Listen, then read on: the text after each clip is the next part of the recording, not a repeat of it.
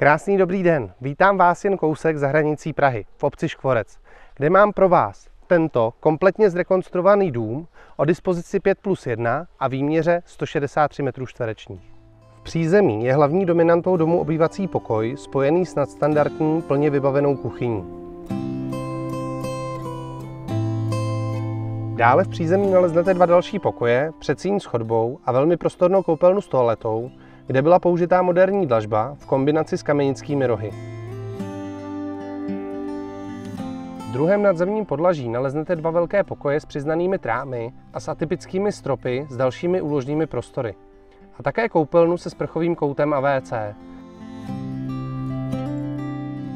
Součástí prodejní ceny je veškerý vestavěný nábytek. Plocha celého pozemku je 708 m².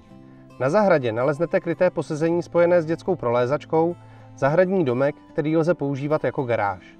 Dále také retenční nádrž, kam je svedená voda ze střechy a také parkovací plochu, na které můžete zaparkovat až 4 vozidla.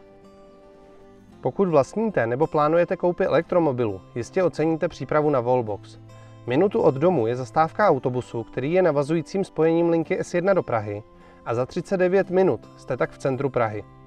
Tento rok také započne dostavba další části městského okruhu, včetně navazujících komunikací, které odkloní dopravu mimo obec, zrychlí vaše cesty na Prahu a navíc zvýší hodnotu vaší nemovitosti. Jmenuji se Jan Kosina a jsem realitní makléř. Pokud vás tato nemovitost zaujala, napište mi nebo zavolejte a uvidíme se na osobní prohlídce.